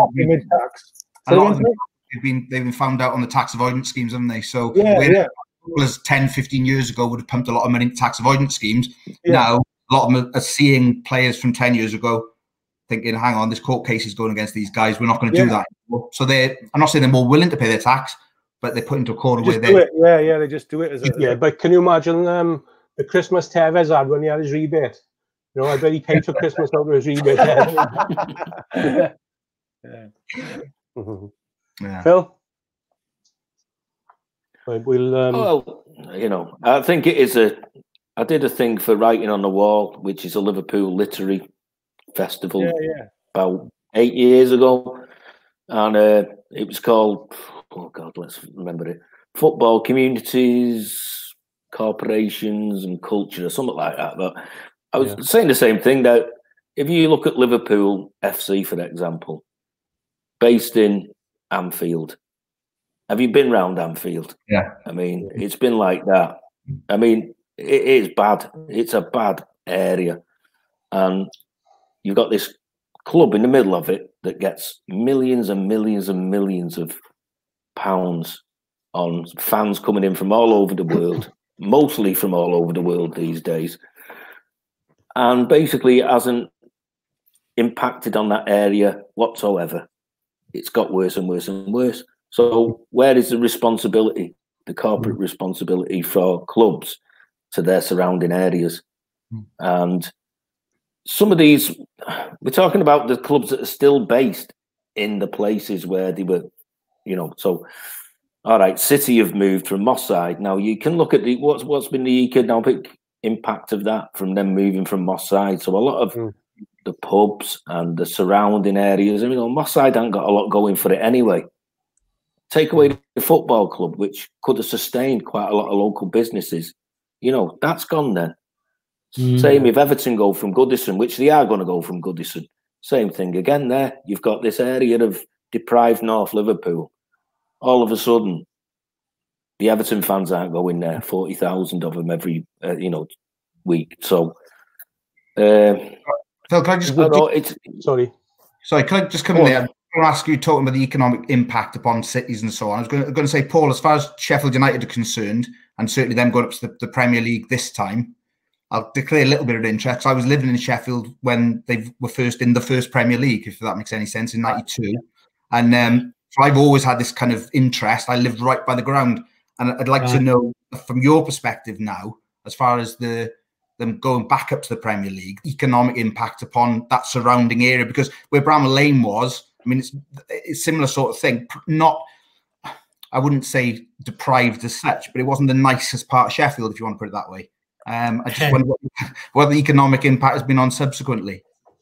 I don't actually know, obviously, because I don't have the figures, but a couple of things. Sheffield United was, I think about 10 years ago, it's got more of its fan base living within a mile and a half of the ground than any other club. So a lot of people from the area go to the ground. And I think that would have been the case with a lot of other clubs. They would have been higher if their grounds hadn't been moved out from the original place. So the ground is in the same area as the football club has always been. The cricket club obviously is gone. But I think it's had a good effect on the area, good effect on small businesses and a couple of big ones. There's now a sort of hotel that's sprouted up at the corner of one of the parts of the old cricket club. It's really good for the pubs and the restaurants down there. It still remains a working class area, but it's like anywhere. I often, like say Coventry had been promoted today. I'm buzzing for that place because that's another place that's sort of like, it's been allowed to run down. It's not had investment. It's neither Birmingham nor London. And so, the same as probably what Coventry will have from going up is a lot more interest in talking about the place, a lot more economy, money coming in and people buying kits and wanting to park near there and drink near there. So, it's been great, And I think the great thing with Sheffield United is where your ground is located. I follow Cardiff City all over the place, and it's like going to anywhere. Every ground's the same, I'm just going to some shopping centre off a motorway centre. You don't get to see anywhere at all. With Sheffield United, you're in that position whereby you're right by the city centre still. You've still got all the pubs. You can, like we down at Cardiff, I suppose, we're still drinking the same pubs as we always did, notwithstanding we've moved round. But some places, you're getting a pint in Frankie and Benny's before the game. Do you remember with Sheffield United? Exactly. And I think that football being the heart of a community is so difficult now. But with Sheffield United, it hopefully, long may that remain. But as things, more money's pumped in, might they one day say, well, hang on, we don't need to be here anymore, and we'll go off off the M1 somewhere. Well, hopefully. Yeah, hopefully. I mean, that can happen to anybody. I don't think any fan is truly in control of their club. The only time that happens is usually when the club's actually been closed down and people, reform the club to a smaller effect. Yeah, it's been. I mean, it has been brilliant for us. For me personally, I mean, I've gone to Italy and Spain and Germany, etc., and learn a little bit of every language, so I can talk about football. And you open a conversation up, and saying you support Sheffield United is just a conversation killer. Really, it always has been. Like, they just walk off. Probably you've had the same with Cardiff or whoever. But you talk to them in Spanish or Italian, and I learned all their players, and I'm talking to them about Torino or whatever, and talking about Roberto Crivera, and then they say, "Who do you support?" Sheffield United. And their little faces drop, and mine drops too, and off they toddle because people like to say. I have taxi drivers saying Cardiff. They say, "Oh, Tony Curry," or Alan Woodward. But obviously in Italy they don't know nobody from Sheffield United. There's no connection there, and I feel as though I've made all this effort, and it's been a total waste of time. It's ruined my holiday, and now hopefully when we go away in summer, which we're not going to anymore, but hopefully next time I go away, they say, Sheffield United, we've heard of them. Totally how football changes though. When I was there, as I said, Premier League, I was able to go in the home end at Sheffield United or the away end at Sheffield United and just pay on the turnstile, and then I'd walk. And before we came on, I was looking at looking at the attendances for that season, and your attendance low as 16,000 that season. I can remember going. I had a mate who was in Poly with me at the time. He was an Arsenal fan. And said, "Let's go and watch Arsenal Sheffield United." And I just rocked up on the day, put my money up, and we walked. The next week, I'll go in the Sheffield United end, and how things change, and that was for me. I suppose that's how we became such football fans, because we had access to all of those games. And the kids now, I suppose, access to the games is via Sky, isn't it? And it's so. But I've got this strange affiliation with Sheffield United because of the time that I lived there, and it's just It's funny you should say that, because I used to go to watch. We used to go up to watch Villa because they were the nearest top level club in the mid '80s, and we used to go up to them. We used to just jump in the hole. £2.50. I went to watch Manchester United play Arsenal, first game of the season, 1989, when Michael Knighton running the pitch. I was there in that game. And I was in the United Road end. I was there. Yeah, rocked up, paid. And you're like, "Who's this knobhead?" I'm juggling on with the ball. He's the new owner. My man mate, boys, they were like, he's the new owner. Won the game. Great afternoon, went for a few beers after. But like I said, no worries about being a season ticket holder or a member. Just turned up, and everybody was glad to get in. 18, 19, 20. It was really, really, really fashionable, but I suppose it wasn't to anyone else, was it? No, Paul was doing the same thing. He did the same in the 70s. We used to be football voyeurs, didn't we? We just go to games, wouldn't it? To see, and you'd check the way people were dressed and all that kind of stuff. That year, John, we done quite a few that year. We went to Hereford United in the Cup. We went to Anfield over Christmas to watch United, and we seen Ziggy Greaves outside the Cop. Ziggy's outside the Cop. And we were shouting, honestly, we shouted to him, "Ziggy," and he was walking off like a bit. And we thinking, well, I doubt he's ever been asked that before, has he? No. Do you remember in Hereford? I stupidly, I bought a ticket for meeting my United mates up there, Man United, and they would come down from Manchester, but I had a ticket for the Hereford end. I don't know why, but we managed to get tickets off United Town to the United end. Face value he did, didn't he? Because we were Welsh. Do you remember it? He was like, brilliant. So I went round to get rid of this ticket, right? And I had a naff jumper on. Do you remember naff? Yeah. So I'm standing at the end on my own, and I'm going in a Welsh accent in Hereford. Does anybody want a ticket? Does anybody want a ticket? To which about 400 fans went. Went, "Are you Welsh?" And I was like, yeah. I remember they came round us. They came round us. Taff. No, Taff. I went, all right. So I had the tickets, but I couldn't sell it anyway. But that's what we used to do. We just used to go to games, didn't we? We used to go to matches. I went to Bramall Lane to watch them play. I watched them play Man United. Just went with a mate to Manchester, went to the away end, rocked up, paid, and left. Lost 2-1. I went to Arsenal Tottenham and paid to get in. Totally just went up there. Liverpool Leeds on New Year's Day, went up to Liverpool. They beat Leeds, went up to that. never ever dreamt of buying a ticket for any of these games. No. What it was about. If you went shopping for clothes, if you went to London shopping for clothes, me and Anthony went once, and he went. We bought some stuff somewhere like Ralph Lauren, Armani was all big at the time. Got our bags, and he says to me, "Arsenal are playing home against QPR." So I went, "Should we go and watch it?" He went, "Yeah." So me and him the game. It's a true story, right? Me, you, Gary Pooh. That's it. And we standing like this at the front of the North Bank, and the camera that night pans in on us. Yeah. And all these Arsenal fans been going for years, never. And we're on the TV, giving it all that. Right, these fans just went. I tell you what game that was. It was a game after Cardiff. They got knocked out to QPR. That's right. And we were at a loss where to go. So we thought, oh, we'll go watch that. We'll go watch that game. And the copper asked us, where are you from, boys? And we said, oh, we're Cardiff fans. Oh, yeah, you're not playing today. You got knocked out to the last round. But like I said, there was a lot of that, though, wasn't there? Because you used to go matches, like, because where we are, I'm in Runcorn, so yeah, you're half an hour from Manchester, you're half 20 minutes, Liverpool. So who's got a kick-off today? Who's going to turn up? So you just go, let's go United, let's go. I mean, my mate used to work as a local reporter for Everton. Yeah. And, well, it was in Liverpool, but he used to cover the Everton games. So we used to turn up, about 10 of us, outside Goodison. He used to throw a glove down to us with press passes in.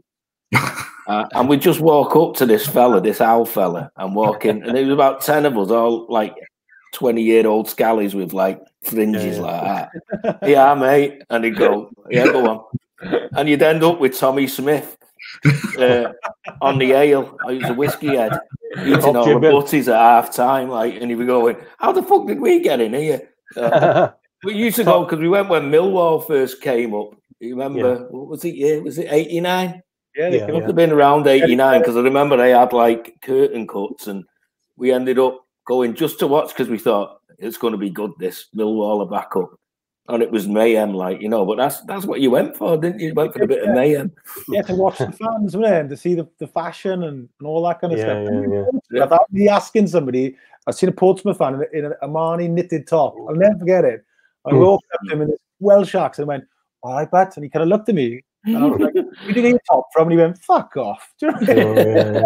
Just wondering where your top was from. That might have been the time Pompey came to us for a friendly in the summer of 89, 90. They were always dressed up, weren't they? They were all in like, they were all in Stone Island that early. And, all in pinks and they'd stand like this, and you'd all be like looking, and they'd just be like that, Pompey, wouldn't they? They'd say, "Leave it there, Cardiff." Do you know? We'd be like, well, I've got another Pompey story. We went to Bifa, about 5 of us, in 1984, and the lads who I were going with weren't that clued up really. They were still in kind of Feeler and Lacoste and stuff like that, and we'd moved on. So I had like this Pierre Cardin blues on thing, and there was this like little ale house in San Antonio called Sergeant Pepper's. It's what it was, a Beatles tribute band, yeah. But you used to go Sergeant Pepper's every night and then go to the Star Club or somewhere like that. And these Pompey came in, and one of it, because he's got a weird accent, it's kind of half Cockney and half who are, isn't it? So, remember Mick Shannon? Mick Shannon had a great accent, didn't he? Yeah. And my mate was stood there with his little Feeler t-shirt, and he was going, I know that. And we were going, do you, mate? And he was going, yeah, it's Feeler. And we were going, yeah. Anyway, there was about 50 of them, and he legged us all around San Antonio. We were calling them knobheads, but there was too many of them, like, you know what I mean? Yeah. Portsmouth done a lot of that in their time. But, it's a weird place, Portsmouth, though. It's one of them places that it's like Bristol in a way, or say Swindon or Hull. Yeah, Paul. Hull. It's one of them places that's big enough to be self-sufficient, but far enough away from everywhere else to have its own kind of little weird culture. Because I did a program years ago called The Beautiful North. I never thought about that, but yeah. And we did a trip from Hull all the way along the M62. And we called in at, oh God, where was it? Bradford, Leeds, Manchester, Lee, and back in Liverpool. And we were just interviewing like various artists and cultural people and blah, blah. and Hull was strangers. This is 99, 2000 maybe. So it hadn't been regenerated then. Oh, that's it right. was still the old Hull. Yeah. And I had to drive a minibus up and down Beverley Road. Do you know that Beverley Road? That's It's where about, I live. it's about 20 fucking miles long, isn't it? Yeah. And we had the cameraman hanging out at the back and they were going, slow down, slow down. And I was like, because they were trying to do this tracking shot all the way along Beverley Road. But yeah, we went in the Adelphi and the fella who run the Adelphi, he said, do you know a lad called, is it Nick Swift? Yeah. Yeah, I do. Or Yeah. Swift Nick or whatever his name was. So he took us in this Adelphi and the fella went, we've got to shut the alehouse now. Go for a little walk and I'll let you back in. Right. So we went, okay, mate. So we all went for a little walk. 15 minutes, come back. He went, what the fuck do you want? And we were going, you said come back for a. He went, fuck off. I was like, you said come back. Apparently he's well known for it, yeah. Yeah, Hull is pretty, it's not a typical northern city. It's really unfriendly until you get to know the people. It's not people who say hello to you on the street, you know, like people who are friendly to you on the bus. People are just like looking at you. What are you talking to me for? Do you know what I mean? It really isn't like I was expecting it to be like Sheffield, where I lived as a kid, and it wasn't anything like that. I mean, like there was a off license moved in, and he was saying good morning to everybody and asking what sort of day they were having. And me and my mate just said, look, unless you stop talking to people, you're going to close down. Nobody will come in. Nobody wants to tell you their story because they don't know you. Wait until you know you get to know people, and then ask them. Oh, he wouldn't have any of it, and within 5 months, nobody went in there, and he closed down. I don't, Paul. That ties in. You're saying about that in Sheffield. I don't know if the others know this. When I first went out there, I got on a bus, and the bus driver gave me my change, and he went, "There you go, love." And I thought, "Yeah, love. Hang on a second, what's that?" And I looked, I left it. That's fine. Yeah. Next week on the bus again. There you go, love. Oh, bloody hell, what's going on? But it's the same sort of thing. You're very, very, very friendly, like you say. Yeah, we're friendly. We had a game at Boothry Park once, and everyone in Hull were out for us, and they were very friendly that day. It was quite an interesting afternoon going to Boothry Park. That walk from the train station to the ground. That was long. It was long. It's a bit like Wigan as well. Wigan. I'm not kidding you. They've got a mob Wigan, which some of you will know. Yeah. But they came to Runcorn. We used to call it dressing scouts. Yeah, if you had the wedge, and all the kids round here now, I'm not kidding you, all the little 14, 15-year-olds have all got the proper flick now. They all walk along doing that again. But anyway, back in them days, you was like scousers. You dressing scouts now. Or, you know, if you were a punk, you'd say, you dressing scouts now. And all these lads, we had a pre-season friendly. This is Runcorn. This is the local non-league team. About 200 of these kids came in, all with they had like, I don't even remember this. It was like Airtex American football T-shirts. They were like, they had like the little holes in them, A big number. Yeah. So we thought they were Scousers, and then they come over to us with Wigan accents, broad Wigan accents and that. And I don't know whether that was because they had Skem really nearby and that, but they were onto it before the Manx, really, in big numbers. So yeah, you had these weird little places like Wigan and that were kind of, you know, ahead of the game, really. You know, it's interesting because when you came out, Paul, in the House Martins, 85. I remember that year specifically because I'd got into dressing really 84, 83, 84, as Al says. That's when it really started in the South Wales Valley. But all the tribes were existed. And in 85, you just released Sheep, right? And I know and in those days, and I always talk about this, and I know Oasis changed it, nobody spoke about being football fans who were in bands, and certainly not indie bands. I know Johnny Marr said he was Man City, but that was much later. But you were unashamedly Sheffield United, and everybody used to go, he's a Sheffield United fan. And then there was the rumours, he used to run with the BBC and all that kind of stuff. And then you had a crew neck jumper on about that time. And I bought one as well because I was really into the band. we had a school reunion about 3 years ago, and a girl, Sarah Morgan, said to me, "I remember Jonny Owen in Form 3 and the crew neck jumper on because he thought he was a house martin." That's what she said to me. She remembered. But the thing was, because we were dressed into that time, and you were the only band I can remember that time of somebody going, "No, he's into football," because nobody else in music said that. Nobody said they were a football fan. Do you remember? It was like I went to Glastonbury I played at Glastonbury in '86, and it was the day England were playing Argentina, and we were just looking for a telly to watch it on, and nobody was interested, and nobody even knew it was on, because Glastonbury at the time, it was a bit more hippie anyway, but bands weren't into football. They were just. You're just like, what do you mean? And a lot of people turned around to me at the time, and I said, "Oh, I'm a football fan." "Oh, you're a hooligan, are you? Oh, you're a Nazi?" You know what I mean? And I said, "No, I'm not. I just like my football." And it was like, "Oh, right, okay. Well, we'll see if we can get your television set." You know, like 2 hours later, they got me radio or something like that. But yeah, nobody was into it at all. No. Unusual. Well, it's not unusual because, you know, musicians follow fashion, and I think a lot of them. What I noticed, you see, around that period when you know, like between 90 and 96, is you got a lot of middle class musicians getting into it, and what they did at the time was try and wear the retro kits. And the retro kit in my head was somebody who'd never been to a match. They were trying to say, "I've been into football ages, mate. Look how old my kit is from 1974. It's bollocks, isn't it?" I mean, sure, if you was ever into football and you did wear a shirt, you just bought the new one, or your dad got you the new. Do you know what I mean? Nobody was going to. So that was their little sort of tattoo to say, "Oh, I've always been into it."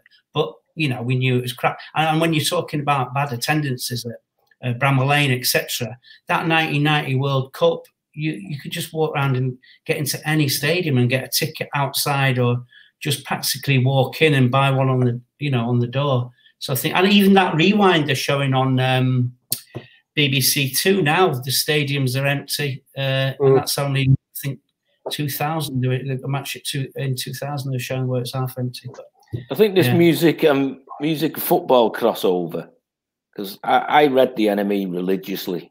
You know, and not just The Enemy, but every Wednesday, Enemy. And I thought everyone was like me, but they weren't, obviously. I was like, "Don't you get The Enemy on a Wednesday?" And they're like, "No." I'll be like, but certainly if you went to football, it wasn't a music culture at all, really. You kind of go, not to say that lads didn't like music, but it wasn't like modern skinhead and punk, and it was just kind of, I might be into heavy metal, he might be into soul, he might be into indie stuff, so it wasn't really an identity thing with people. I mean, when the Soul crew, you know, you say about enemy, I remember, and saying about attaching bands to football and football casuals and so on. I remember 1985 Sounds, which was like Enemy and Sounds. Remember the band Accent? Yeah. I can remember Chelsea. They were the front page. Yeah, they were the front page of Sounds, and I was 15 at the time, and I couldn't believe that there was a casual band. I thought it was the greatest thing ever. I covered one of my school books in the Accent front cover from Sounds, and then went into school without a school bag. I just carried my school book around. I'm a casual look, you know. What happened to them? Well, I think that was Gary Bushell, wasn't it? And Bushell was trying to get on the next Cockney Rejects and stuff, like, you know. The front page of Sounds, they appeared next to a huge tennis racket. I just remember the photo so well, and then they just disappeared. They played at Stamford Bridge apparently. They're on the yeah. But we were in Brighton or something like that. We were dying to have a band that we could affiliate with. And well, for me, I mean, I did know The Farm at the time, but The Farm, I wasn't really into the music. It was a bit kind of.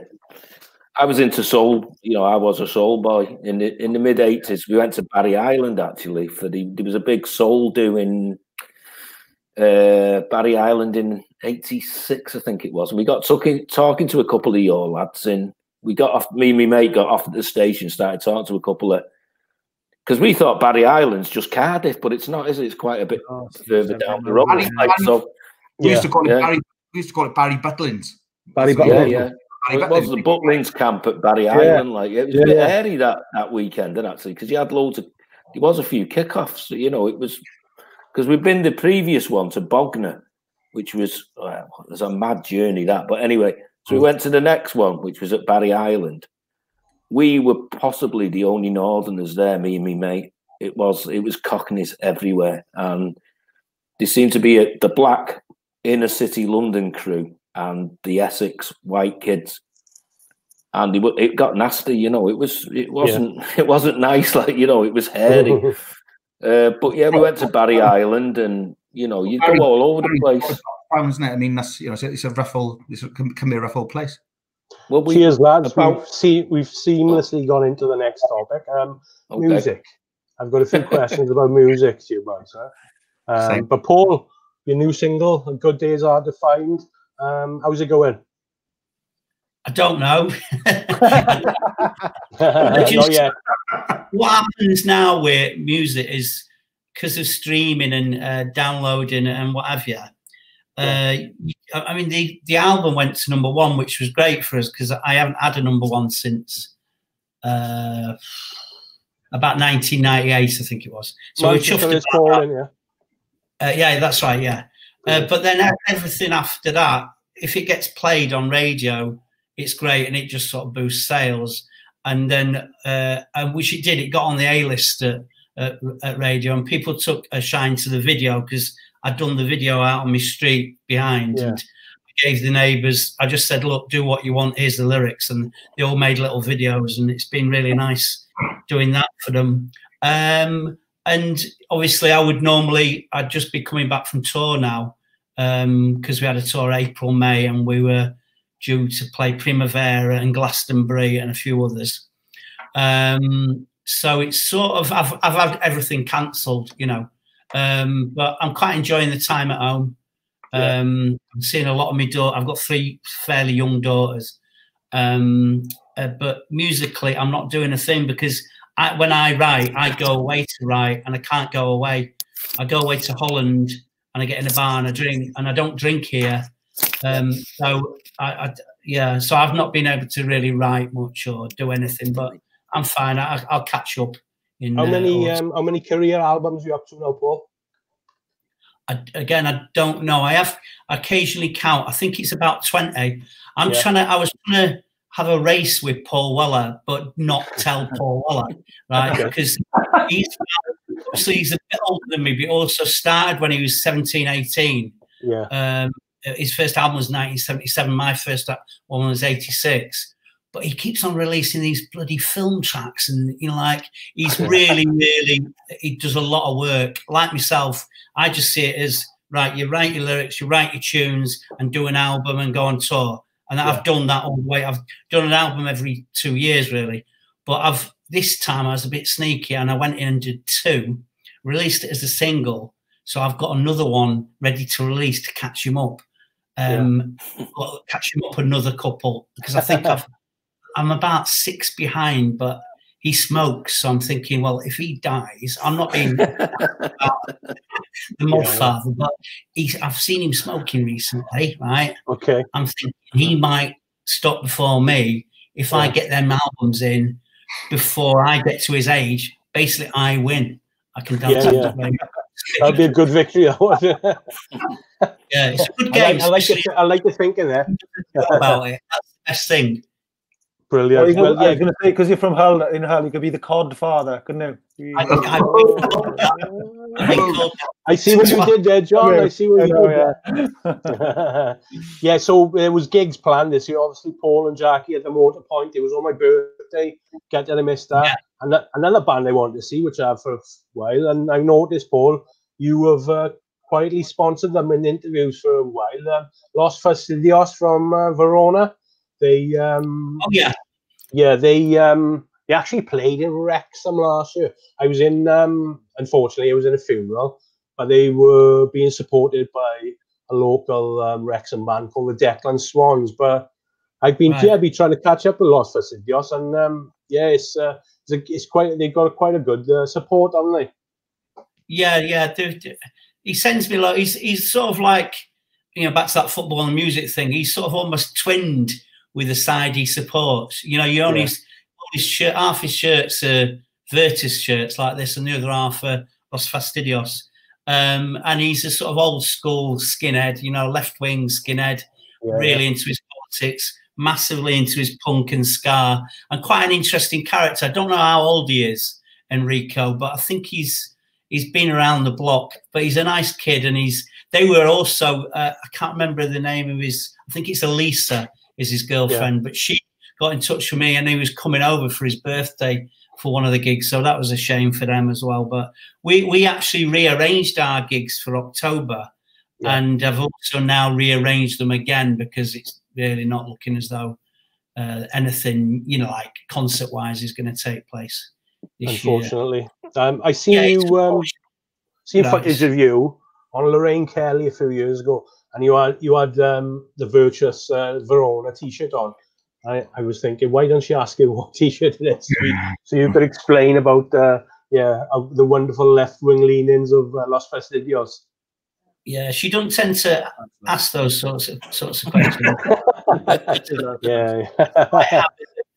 Answering questions as well, which is she's in real life she's very nice, and she takes an interest in people who are on the show. Good. There was another band in Bristol, the Moscow Death Brigade. Have you heard of them? I haven't. No. Well, I think they're on it sounds great, doesn't it? But on a similar, Moscow and Death. Yeah, the Moscow Death Brigade. But they're on a similar footing. They're on a similar footing to a lot of Fastidios. I'll write them down. Yeah, Russian left-wing version. So, boys, do you have any gigs planned this year? Obviously, that have been curtailed. I'm not a big gig person myself, mate. So I can't remember that. I think the last proper gig I went was Primal Scream, and I was looking at Bobby Gallagher. Yeah. Bobby Gillespie. Bobby Gallagher. Yeah, that's him. Bobby Gillespie thinking, you're too old to be doing this, mate. And I thought, and I'm too old to be stood here watching you do it. But not that I'm an ageist enough, and it was just he was still doing his rock and roll kind of stuff, and I think, oh, come on, mate. But I saw him in Cardiff. I saw him in Cardiff last year, and he rocked up in a fluorescent pink suit and cowboy boots. But I disagree with you. I thought he was fantastic. I seen the anniversary tour, Primal Scream in the UK. It was amazing. It was a great night. I was going to say. I had a weekend in Skegness cancelled. I was on my stag weekend. I know, yeah. 150 of us going on an 80s weekend. Altered Images are playing. Clay Grogan. I had my Cassini tracksuit lined up, John. I know. We were all going to be dressed. We were all going to go dressed as what we used to call them trendies in Wales, casuals. That's how we were all going to go as well. One of those things. I think Ant, the biggest cancellation next Thursday. I was due to be flying to Baku to the Euros, and I'm squabbling at the moment to try and get my money back on that one. And then we were supposed to be coming home, then flying off to Rome. I still haven't got my money back for that one either. So it was great to hopefully we'll be back to normal next year to go back out. But it was great to see the documentary on network TV the other day, John, and it had a lot of response online. Yeah, it was great. It was a great response. I was delighted that BBC Wales showed it, and I mean it was amazing really because BBC Wales tend to be more of a rugby channel than a football channel, but they finally got around to showing it. But yeah, it was I think it went down really well. It was a bit of a labour of love, that one, isn't it? Well, the best summer ever because we waited 60 years for this. So it was best summer of my life. I say this now because what was the best summer of your life? It used to be 1989, but now it's 2016. Definitely, it was worth the wait. Right, boys, we'll wrap it up with one or two last things. Talking about new music, Paul, you put it on Twitter a couple of weeks ago. Chica, wonderful rapper. So I've been trying to follow her and listen to some brilliant new stuff out there. But we'll wrap it up, boys, because today was the six-year anniversary, unfortunately, of Rick Mail passing. I bet Paul, I bet you got a story about Rick Mail that I haven't. No, the only thing I thought he primed you then. You know, that's what you do, and you usually prime somebody and they tell you they got I put you on the spot too much tonight. Don't worry, I like being on the spot, but no, I don't like him. But I don't know about you, but every time I look at Dominic Raab, I see Rick Mail, and I just keep him expecting him to, you know, do that sort of, you know, thing where he flares his nostrils. That's the type of answer. That's the type of answer I was looking for, John. Alan Bastard. It was Alan Bastard who played. That was great. They put the link up a few times today of his rant about the NHS, and it's rung true. But boys, we've covered quite a lot of ground in nearly 2 hours, and I really appreciate your time. Brilliant. That's right, yeah, it was good. Hopefully we can do it again one day. Yeah, definitely. Not virtually next time. We'll do it in a pub next time. In a pub. Are you up for a pub meet, Paul? Holland. I like that you go to Holland for a pub. Paul, that's a great shout. Yeah. You've got one, haven't you? Yeah. Anyway. Yeah. You got a pub, Paul? No, I did have about sort of gave it to one, not gave it, but sold it to one of the staff about 5 years ago. But yeah, I had it for a while. It was a case of not getting it turned into a Wetherspoons. So I sort of bought it for a small period of time and then handed it to staff. But, yeah, that was a good idea, me having a pub. Yeah, got out at the right time. I enjoyed my time in the pub, but like you said, once you've got to get out, it's time to go. Then we had a pub for 5 years. We really enjoyed it, but at the end, then it was just like, come on, let's move on. But boys, fantastic. I hope we've given Merthyr Rising, an interesting debate and discussion, and it's enjoy the weekend with the streaming from Merthyr Rising, and thanks very much again. Cheers, Anthony. Cheers, mate. Thank you. Speak to you all soon, boy. Take care. Thank you all. Thanks, guys. I have to shout the victory.